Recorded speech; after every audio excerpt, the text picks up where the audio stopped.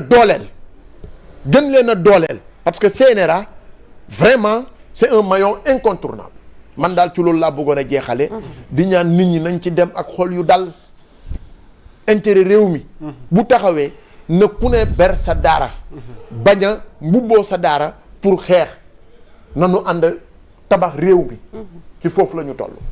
merci beaucoup doyen Abbas pour ce cours magistral ci dialogue gi nu jëm Mass du tee nag mën nañ am lu ñu ci dolli ci sa wàll. d'accord mais dafa mën a bëggoon ñaan rek ci une minute. ok waaw nga may ma leeral ko ah. une minute wax. waaw mooy ci société civile ma doon wax. waaw. gis nga bi réew mi méttee dëgg. on avait une société civile absente. ok Pastef bi muy xeex ba jot nguur gi. mais société du mu ñëpp nag mais société civile bi société civile boo xamante ne saa waay abonné absent. kenn gisu ko ci xeex boobu. ñu bëri dañ dem rangé wu sax ci côté nguur gi daanaka. léegi bi ñu ñëwee nag am les questions de l'heure Sénégal ñu gis fi benn sama moom vampirisme financier bu doy waar carnage financier bu doy waar ak li xew ci réew mi yëpp mais gisuñu société civile bu taxaw dëggal boppam. à part Seydi Gassama bu Amnesty ak ñenn ñi. mais on a vu une société civile boo xamante ne jàpp naa ne mais ñu ci bëri tey jii dañu taxawaay opposition bi am na nag Ablaye Mbow wax am na ñoo xamante ne ba léegi bon ñu ngi jouer le rôle mais ñi ci bëri. ñu ci ëpp sur les problèmes des Sénégalais j'ai pas vu une société civile boo xamante ne taxaw na taxawaay bi mu mat man loolu sama xalaat la. merci beaucoup léegi beneen bi. mooy jëm ci wàllum dialogue bi. xam nga dialogue yàgg naa am Sénégal dialogue yàgg na am Sénégal. te mais dialogue bi il faut ñu leeral benn affaire dialogue bi dialogue politique la souvent nit ñi dañuy fàtte les termes de référence parce que bu ñu nee dialogue jàpp nañ ne dañu war a woo waxtaanee yéen yi non dialogue politique la point yi nga xamante ne Abbas lim na ko léegi moom la ñuy waxtaanee ci wàllum politique la aju parce que am na dialogue yoo xamante ne mën nañ wax ci dialogue société la wala nangam sangam mais bii c'est strictement politique foog ñu leeral loolu léegi nag kantaan nag ay bongomaan yi ñu ne du ñu dem ci jàng ya wax dëgg yàlla man pour man du problème ah. du débat ay bongomaan yu taxaw ne non duñ dem ci conférence islamique bi bongomaan lu muy ci conférence islamique bi. kuy bongomaan non defal naa li may wax leer na xam nga man dama ci bokkul ak ñëpp position et dama négocier wul man jàpp naa ne am na ñoo xamante ne waru ñoo toog ci dialogue bi te sama gëm-gëm la parce que ils ont des comptes à rendre à la justice. Ils ont des comptes à rendre à la population sénégalaise mais il y a des ténors yoo xamante ne tey jii yaa ngi koy wax la dislocation du parti APR l'effritement du parti APR mais lan moo ko waral lan moo tax sénégalais yi dem ba tey jii boo tuddee yenn tur yi yenn leader politique yi mais dañuy toog mais mu xola mais li ñu ciy teg musiba la parce que encore une fois dañ leen a pendant 12 ans ñu dénk leen réew mi am confiance ci ñoom bu dul woon coon ci Macky Sall bi nga xamante ne Diomaye moo ko teggi mais saa yi ñun du ñu xam ñii naka la ñu gérer woon suñu deniers publics comment on peut dialoguer avec des détourneurs de deniers publics quand j'entends Thierno Alassane Sall dire que man dialogue boobu du ma ñëw ma ne ko shukran ahlan wa sahlan lu mu ñuy wàññi nawee bu manqué ci ceebu jën ban sens la am amul sens jàpp naa ne kon dafa am ñoo xamante ne tey jii bu ñu nee ñëwoon ci dialogue bi rek man sama xel day gën a dal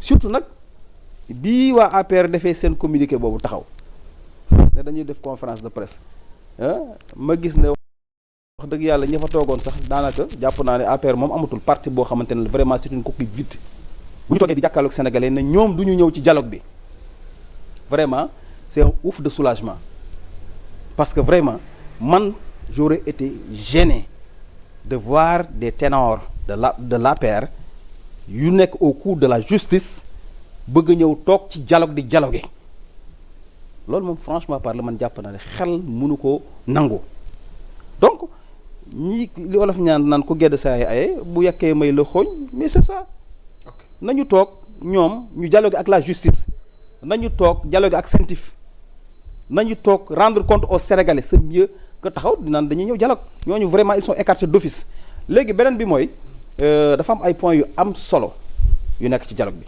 Abbas Samb Biagui mais le financement des partis politiques mais ça a été toujours un problème partis politiques yi loolu c'est une question sécuritaire bu ñuy waxtaan ci financement des partis politiques xam nga je te donne un exemple Pastef kan moo ko doon financé c'est la population.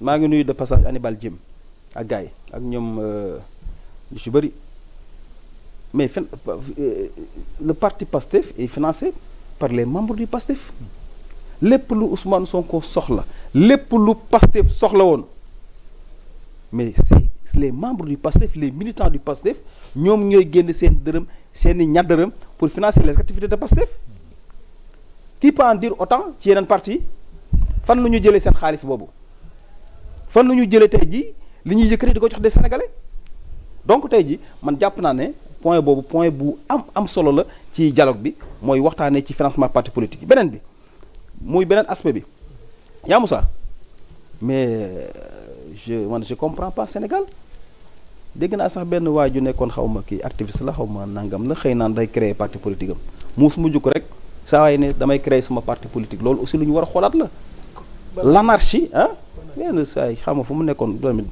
mooy waa jooju rek Y'en a marre la fu mu nekkoon jóg di xëy rek ne day créer parti politique am au nom de quoi c'est yàpp sénégalais yi la quoi vraiment ah yàpp sénégalais yi la gis nga politique aussi on doit assainir le milieu la polarification des partis politiques plus de 300 et quelques partis politiques ci benn réew boo xamante ne 18 millions de population d'habitants la ñu ne am nañu 300 et quelques partis politiques d'accord on est en démocratie mais dafay mujj nekk anarchie aussi gis nga dans les grandes démocraties da ngay xool y a les partis de gauche et les partis de droite ñu send ko en deux cas ñenn ñi rangé fii ñenn rangé wu fële mais bu fekkee tey jii dans un petit pays comme le Sénégal ñu jékki-jékki ñu ne non léegi ku mu neex créer parti ku mu neex créer parti boobu nekk te li gën a dangereux mooy dina am ñoo xamante ne tey jii c'est des lobbies extérieurs yoo xamante ne bu ñu bëggee yëngal réew mi ils vont financer ces partis là donc point boobu man j'appuie dessus il faut tey jii ñu xool yenn parti politique yi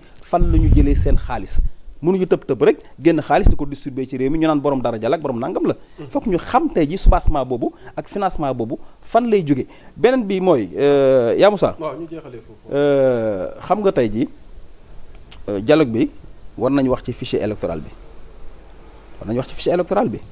war a wax aussi ci parrainage bi c'est un problème au Sénégal mënuñu chaque élection bu ñëwee ñu am problème de parrainage.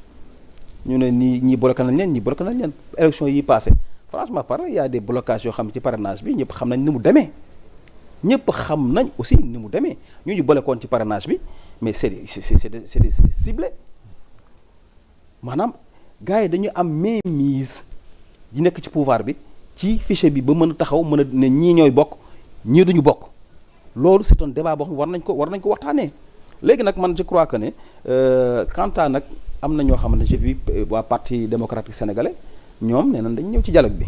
am na ñenn ñoo xamante ni yaa Moussa aussi. Abdoul Mbaye nee na dañuy ñëw ci dialogue bi. je pense que dialogue bu am solo lay doon. du fait que ne lépp lu ci tukkee njariñu Sénégal lay doon.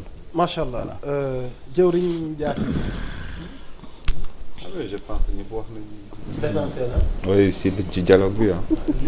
léegi dafa am lu ma la bëgg na parce que bu dialogue bi di tàmbali. waaw.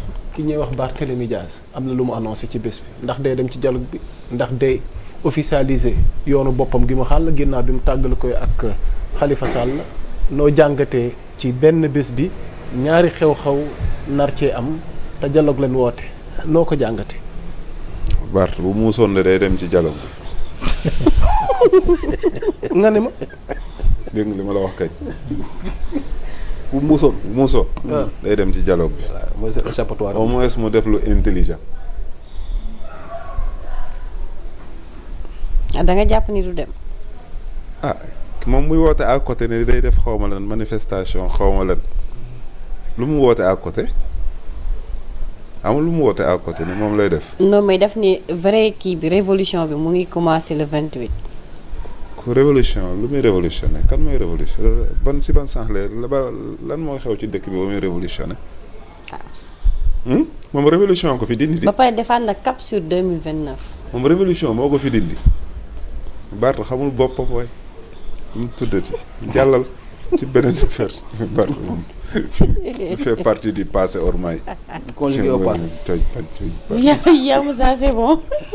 c'est bon. yàlla jàll Barth moom garaaw. doyen Abdoulaye waaw moom la ciy doole non damay jeexale ak Barth bi rek maanaam à côté Grave. du dialogue sur le système politique. tu sais quand il annonce la vraie révolution je sais pas commence le 28. waaw Barthélémy Diaz nee na la vraie révolution commence maanaam le 28 bi. à lui de donner les tenants les ndax les leçons du passé tey Non, je servir dis- nañ ko mu war a mën a ubbi non un nouveau chapitre sur sa à lui de sur sa donner carrière à lui de politique. donner les tenants les aboutissants si li mu bëgg wax. tu sais wax naa la ko fii taxaw ñoom ñaar bu dee dañuy xaajali ko. ñi nga xaajali ko jamono yi nga xam ne sur le plan politique dañoo dégringolé sur le plan électoral dañoo dégringolé. tey bu ñu xaajali ko Barthélemy lu nekk si biir taxaw lu des si as tuut si taxaw lan moo ko si topp ndax xam dina am lu ko si topp. donc c'est ça les vraies questions. c'est-à-dire que xam nga exister par soi-même et pour soi-même c'est facile. parce que tey am na ñoo xam ne nee nañu ay chef de parti lañu biyaagi suñu exister mooy partage de communiqué par WhatsApp ak publication du communiqué si seen mur Facebook jeex na liggéey gis nga parti da nga koy tabax da ngay liggéey nga tabax parti da ngay wax ak Sénégal yi argument bi tax ñu nga mën leen convaincre comp tey jii nii man daan des fois ñu baal ma si jàmm baal ma quoi des fois dafay mel da nga énervé woo alors que tey l'enjeu pour moi Sénégal dans un an à peu près wala vers la fin de l'année il y a une compétition ouverte boo xam ne Sénégal da ko war a gagner xam nga mooy lan mooy la présidence de la commission de la CEDEAO c'est un enjeu diplomatique on n'en parle pas. Il y en a deux, hein. Il y a aussi Oui. BAD. Il y a aussi la BAD. oui non baat bi xam nga baat bi xam nañu que ni c'est Amadou Hott qui est le candidat mais pour la commission de la CEDEAO tey nii dëggoogoo autorité am waxaguñ si alors que en réalité war nañu tàmbali fii au sein du Sénégal kan mooy profil bi koo xam ne suba war na mën a dem parce que Sénégal mi ngi si leadership bi mais l'autre élément tey bi amal solo man mooy les prévisions du Fonds monétaire international c'est parti pour être la meilleure croissance en Afrique subsaharienne. Malheureusement on n'en parle pas et damay rejoindre justement Cheikh Oumar par rapport ak li nga xamante li muy wax ci société civile voilà sur des actions yoo xamante ne société civile dafa war a sa fësal yooyu quand il dit société civile il parle pas de tout le monde aujourd'hui qu'on le veuille ou non ou qu'on le dise ou pas on sait que la société civile est infiltrée depuis Macky Sall infiltrée évidemment c'est une société civile infiltrée depuis temps Macky Sall et c'est cette société civile là qui veut aujourd'hui changer de camp pour aller dans l'autre camp. C'est une société civile un peu qui est dans l'opposition. Comment ça s'appelle? Dans la politique. Mais la vraie société... Vous les avez convaincus. On a un nouveau régime, peut-être nouveau régime. Non, moi c'est-à-dire quand on dit société civile, on sait la vraie société civile, c'est une société civile qui est constante. Merci.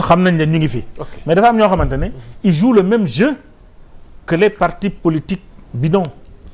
Moi que nguur gi ñëw na man société bi maa ngi ànd ak nguur gi daanoo na beneen ñëw na maa ngi dem ànd ak ñoom. du ngeen nangu loolu. mais non parce que loolu jamono réew kanam. gis nga les intérêts personnels. c'est révolu. nee naa la au Sénégal nous avons désormais une nouvelle république. nous avons un nouveau état. nous avons un nouveau état d'âme. parce que c'est de nouveaux dirigeants yoo ñu fi ne. c'est-à-dire même fekkente ne yow doo nouveau dirigeant ne veut pas dire que tu étais là depuis mais que tu